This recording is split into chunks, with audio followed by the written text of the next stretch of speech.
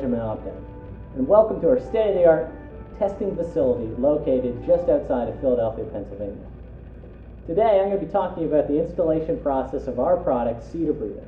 Cedar Breather is a ventilation underlayment product that's typically used with wood shingle and shake roof assemblies. Traditionally, what people used to do to create a ventilation space or opening underneath their cedar shingles or shakes is to strap up the roof. Instead of having to do that long, cumbersome process, you can instead use Cedar Breather, which creates a continuous quarter-inch space, evenly spaced between your roofing felt and your wood shingles and shakes. This allows your shingles to dry and be nice.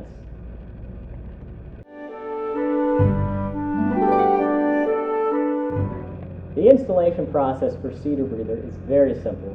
You simply take a roll of Cedar Breather, lay it out on the roof assembly, and tack it down about every 3 square feet.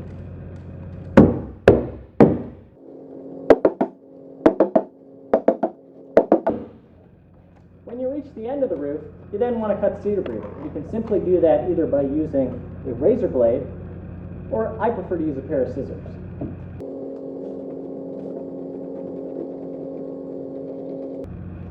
Just like that, you've installed your first course of Cedar Breather.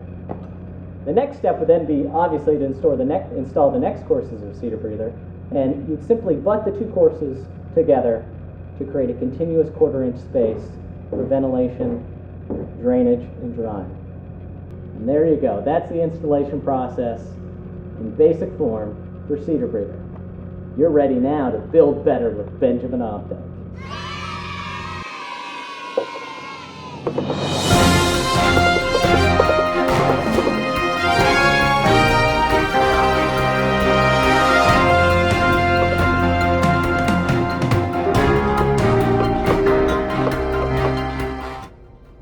Aw, man!